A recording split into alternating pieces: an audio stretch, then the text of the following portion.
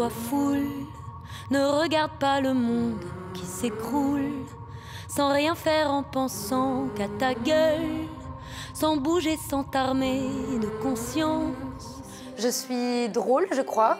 Je suis très joyeuse. Je fais de la musique et j'aime tellement ça. Je dessine aussi, je compose, je fais plein de concerts et j'aime beaucoup les femmes, j'aime beaucoup parler des femmes. Ne laisse pas s'installer la violence, le rejet de l'autre et l'ignorance. Que nos voix ensemble se soulèvent et nos mains unies enfin nous relèvent, enfin nous relèvent. Lève-toi foule. Je viens de sortir un manifeste illustré, traduit en arabe, qui parle d'amour, qui parle de liberté, de réveiller les consciences. Lève-toi foule. Bonjour Barbara Pravi. Salut! Bienvenue dans ton Paris des Arts. Nous allons parler de ta dernière chanson accompagnée d'un manifeste Lève-toi à l'occasion de la Journée des droits internationaux des femmes. Mais avant, je te propose d'aller visiter la dernière exposition du Palais de Tokyo. Elle est consacrée à une artiste très engagée, Myriam Khan. Je suis sûre que ça va te plaire. Sûr. On y va? Oui. Allez, c'est par là.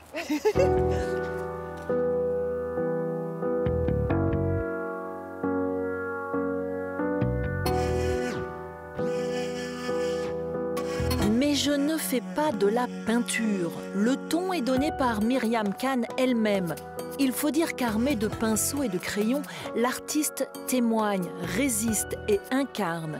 Son œuvre nous sidère avec ses plaies ouvertes, ses corps déformés et toutes ces images qui nous parlent de la guerre, de l'exil.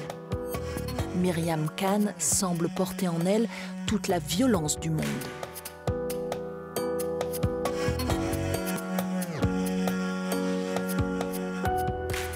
Martha, cette exposition s'intitule Pensée sérielle. Qu'est-ce que c'est qu'une pensée sérielle? Myriam Khan travaille en série, c'est-à-dire chaque œuvre, c'est une œuvre accomplie, finie, dernière et la première en même temps. C'est-à-dire qu'il y a vraiment un mouvement, elle ne s'arrête pas, elle est dans le processus de travail. Pour comprendre son œuvre, qui est peuplée de personnages étranges, presque fantomatiques, il faut essayer de comprendre qui elle est. C'est d'abord et avant tout une militante. Tout à fait. Depuis les années 70, elle était engagée dans le mouvement féministe, antinucléaire, écologiste. Elle voulait rendre visible ceux qui sont les plus vulnérables. Elle veut peindre la souffrance, elle veut peindre la violence, elle veut être là avec les gens qui souffrent. You have to fight for it. You have to be a fighter. I am a fighter, I hope. Le côté militant pour la paix, contre le nucléaire, ce côté aussi ultra-féministe, ça vous la rend immédiatement sympathique? Il y a quelques jours, on m'a demandé si mon texte Lève-toi était pas naïf, parce que c'était un poème, parce que machin. Et j'ai répondu que, en fait, toute forme d'art est forcément naïve, parce qu'en fait, on n'est pas sur le front, on n'est pas armé, on n'est pas militaire, et on n'est pas politique. Et c'est une façon de militer.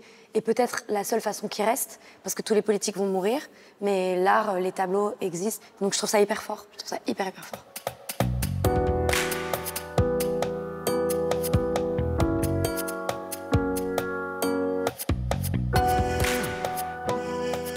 C'est une femme qui est en colère, Myriam Khan, qui n'a jamais cessé d'être en colère.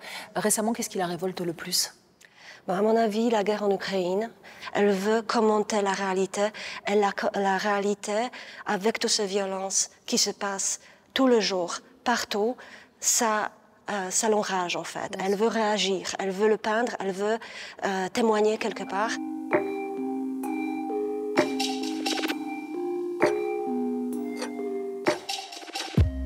Martha, cette violence du monde qu'elle représente sur la toile, on la retrouve également dans ces scènes de sexe dérangeantes, brutales. Pourquoi la violence également dans la sexualité? C'est pas qu'elle veut juste montrer la violence. Non, elle veut montrer qu'il y a le plaisir qui se mélange à la violence. Et à mon avis, c'est une des rares artistes qui est en train de montrer la nature humaine comme elle est en fait, contradictoire. Oui.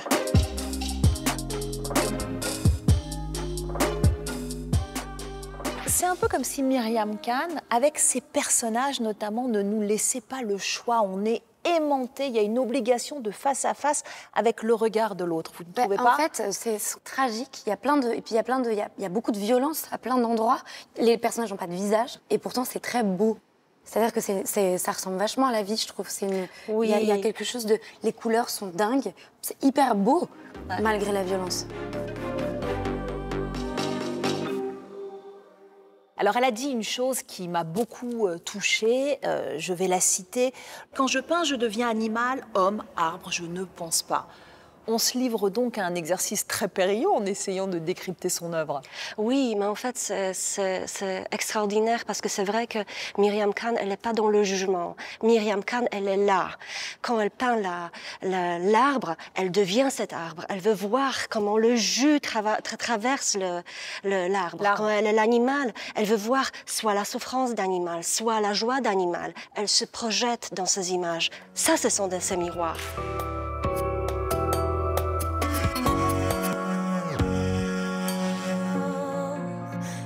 Lumière du monde, viens traverser mes ombres, mon sourire et ma voix. Barbara, on va débuter par votre dernière chanson, un single qui est sorti à l'occasion de la Journée des droits des femmes. Tous les 8 mars, vous sortez un nouveau titre. Cette année, il s'appelle « Lève-toi ». Qu'est-ce que vous avez voulu nous dire ?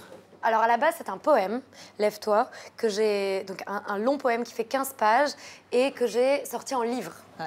Et de ce livre-là, j'ai utilisé les premiers vers pour en faire une chanson. Et les premières paroles, c'est Lève-toi, foule, ne regarde pas le monde qui s'écroule. C'est un appel à s'ouvrir à l'autre, c'est un appel à la liberté, c'est un appel à l'amour. Je crois que j'appelle vraiment à ce qu'on s'éduque, quoi, à ce qu'on éduque les jeunes enfants. On ne peut pas exister en tant qu'humain si on n'a pas une altérité. Et voilà, je crois que c'est vraiment un appel à la solidarité et à l'union. Lève-toi seul, où que tu sois, quelle que soit ta couleur. Ton histoire est immense et nos choix, ensemble font la France et nos voix. Est-ce que la révolte en Iran vous a inspiré, comme pourraient en témoigner certaines images de votre clip? J'ai écrit la chanson avant les événements en Iran, mais évidemment, d'abord parce que j'ai des racines iraniennes. C'est la première fois en Iran que des hommes et des femmes ensemble se battent pour une liberté, pour une envie commune. Et puis c'était aussi un constat général j'ai la sensation que l'humanité se détache vachement, qu'on est beaucoup moins en affection, en empathie et en amour les uns pour les autres. Et moi, ça m'a rendue hyper triste. Cette chanson, tous les 8 mars, c'est évidemment un rendez-vous avec le public. J'ai l'impression aussi, vous m'arrêtez si je me trompe, que c'est aussi un rendez-vous avec vous-même, avec la femme que vous êtes, avec la femme peut-être différente que vous devenez chaque année. C'était la 6e année ou 7e année cette année que je sortais quelque chose pour le 8 mars. Et c'est marrant, c'est comme des photographies de la femme que j'ai été, la femme que je suis, et surtout de l'endroit de mon engagement, l'endroit de mon féminisme, l'endroit de ma réflexion. Donc c'est exactement ça, c'est vraiment des photos comme si on regardait les photos d'école à la fin de l'année où on fait les photos de classe, bah c'est un peu ça. Un jour se lève parmi des milliards, il a la gueule de l'amour. Je suis bien, tellement bien, tu es bien, besoin de rien. Bon alors je suis évidemment curieuse, en 2023, elle est où Barbara Pravi? Je crois que je suis complètement dans mon époque, c'est-à-dire que j'essaye de me rendre consciente de la société dans laquelle je vis, de la place que j'ai, de la place que j'aimerais avoir, de la place que j'aimerais que toutes les femmes aient, que tous les humains aient. Voilà. Ces 2 dernières années ont été extrêmement denses. On commence par 2021. Vous êtes qualifié pour l'Eurovision avec le titre « Voilà ». Vous terminez 2e. Votre album « On n'enferme pas les oiseaux » est un succès. Quel souvenir vous gardez de ce moment-là? C'est assez spécial parce que c'est sorti donc en 2021, on est en 2023 et en fait j'ai encore et la tête et le cœur dedans et tant que c'est pas véritablement fini, j'ai du mal à tourner la page, à passer à autre chose. L'Eurovision évidemment c'était la première fois que j'avais une exposition aussi grande. Les gens qui ont écouté cette chanson, qui l'ont aimée, m'ont littéralement changé la vie. Et d'ailleurs, je leur dis tous les soirs après chaque concert, parce que c'est c'est vraiment un 360 de vie, ouais. Et que c'est grâce à eux, quoi. Voilà, voilà,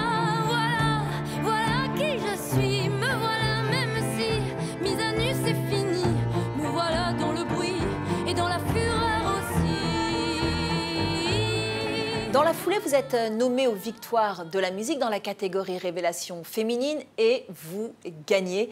Est-ce qu'elle est importante pour vous, cette reconnaissance? Alors, l'objet est très beau. Dans ma bibliothèque, c'est vraiment stylé. Donc, oui. J'ai adoré avoir cette victoire, bien sûr, et j'en suis trop fière. Et c'est un moment hyper important. Je me sens avoir été consacrée par mes pairs. Et donc, forcément, pour la confiance en soi, pour la suite, c'est quelque chose qui est très beau et que je vais porter longtemps. Alors, durant ces 2 années folles, vous l'avez dit, vous n'avez pas arrêté, vous avez enchaîné les concerts, vous avez été sans cesse sur les routes. Après cette mise en orbite, je crois qu'il y a eu une descente un peu compliquée. Vous avez vécu un été pas simple. J'étais entre la gratitude et le désespoir de qu'est-ce qui va se passer après. Est-ce que c'était les dernières fois? Comment est-ce qu'on retrouve un public? Comment est-ce que je vais même retrouver ma créativité? Parce que là, j'ai plus rien, je suis vide, mais vide de chez vide et je vois plus de sens dans les choses. Donc c'était une redescente assez violente. Mais c'est pareil, de toute façon, je trouve que tout est toujours très intéressant. Tous les états humains sont très intéressants. Enfin, ça vous a quand même permis de construire votre dernier EP. Alors, EP, je le dis pour ceux qui ne savent pas, c'est un mini-album. EP qui s'intitule Les prières. Les prières 3, oui, guérir. Moi, je trouve que dans ce mini-album, il y a un côté extrêmement incantatoire. Il ressemble à un mantra géant. Est-ce que je me trompe? Bah non. Non, c'est exactement ça. Mais c'est vrai que c'est vraiment c'est marrant, c'est vraiment des chansons que j'ai faites et qui m'ont permis de reconnecter au monde. Parce que j'avais vraiment la sensation j'avais plus beaucoup de joie. Et du coup... écrire ces chansons, rencontrer les artistes avec qui j'ai fabriqué ces chansons. Il y a eu Vianney, il y a eu Naïm, Frédéric Astal et Victor Solf. D'abord, j'ai rencontré des amis et ça m'a permis vraiment de me reconnecter à ma créativité, me reconnecter à l'autre et j'adore ces chansons. Pas le même mode d'emploi. Dis-moi ce que tu penses de moi. Je ne comprends pas. Open up, open up to me. Bon, la suite, évidemment, on ne la connaît pas. D'ailleurs, ce serait pas drôle si on la connaissait, mais vous la rêvez comment? Je vais faire un deuxième album, c'est sûr. Ouais. J'espère qu'il sera à la hauteur de ce que j'ai dans la tête. J'aimerais faire quelque chose de vraiment encore plus grand que le premier, encore plus joyeux. Et j'espère pouvoir refaire des concerts assez rapidement parce que c'est vraiment des endroits dans lesquels je me sens tellement libre et dans lesquels il y a un tel... il y a un tel partage avec les gens, c'est incroyable, quoi. Et je reprends mon souffle, mais je continue la course sans écouter ces voix qui veulent me retenir. Je n'arrêterai que devant l'océan, Saint-Raphaël. Vous l'aurez compris, Barbara est une militante. Dans son Paris des Arts, elle nous propose donc d'aller à la rencontre d'un homme engagé lui aussi, à sa manière, pour la défense des peuples lointains dont la culture, les croyances ou encore les traditions sont menacées par la mondialisation. Raphaël de Casabianca anime l'émission Rendez-vous en terre inconnue, mais pas seulement. Raphaël, vous avez toujours eu l'âme d'un globe-trotteur. Vous en avez parcouru du chemin au sens propre et au sens figuré avant de présenter cette émission Rendez-vous en terre inconnue. Quel ailleurs vous fait le plus fantasmer? Moi, je sais, le Bhoutan. Le Bhoutan. C'est vrai qu'il y a un pays, un tout petit pays au milieu de l'Himalaya, à la frontière avec l'Inde, le Népal. Et c'est un tout petit pays que je rêve de découvrir. Je suis très attiré par les hauteurs, par la montagne, par les sommets. Et toi aussi, je sais que... On a envie d'aller au Bhoutan ouais, ensemble. on a envie d'aller au Bhoutan. Ouais. Vous êtes déjà partis ensemble, en Corse. Quel souvenir vous gardez de cette aventure? Vraiment, c'était une expérience de dingue. C'est vraiment des rencontres. C'est-à-dire qu'on croise des gens et on va dans l'intimité des gens. On partage des choses qu'on pourrait jamais partager autrement. C'est incroyable. Tiens, les voilà, déda, déda. Je te les dois, déda, déda. Pour être parti avec Barbara en voyage, moi, ce que j'ai adoré, c'est le regard qu'elle pose sur le monde et sur les gens qu'elle rencontre. J'ai eu l'impression d'avoir une sorte de petit Peter Pan qui se réjouissait, qui prenait aussi tout ce qu'elle voyait. Et je trouve que c'est formidable parce que c'est un rapport au monde, le voyage. On peut s'éblouir même en prenant le vélo, en arrivant à Paris, là, d'une lumière, d'un détail. Cette passion du voyage vous conduit à publier 7 guides. Les guides Pétaouchnok, 7 destinations. Qu'est-ce qu'ils vont avoir de différent, ces guides? Le but, c'est de donner envie de voyager, mais de manière un peu différente.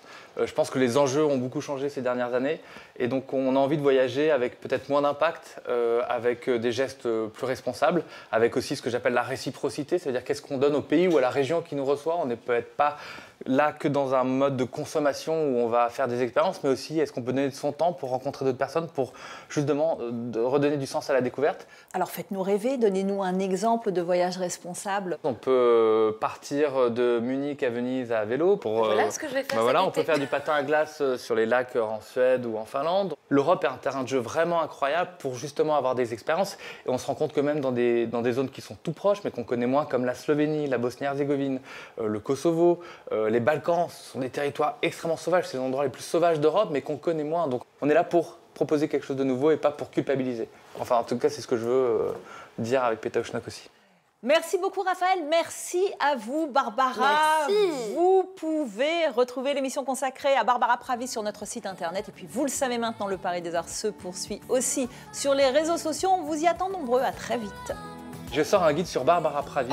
Alors, c'est un guide super sympa parce qu'on ne connaît pas trop la Pravie, qui est une petite région à l'est de l'Europe. Et c'est fantastique parce que les gens sont pas très grands, fort Ils sont sympathiques. tout petits, c'est Ils des sont tout hobbits, petits, voilà. ils chantent très bien. Et puis, bon, il n'y a pas beaucoup de montagnes, elles font 50-20 mètres parce qu'ils ont un peu peur.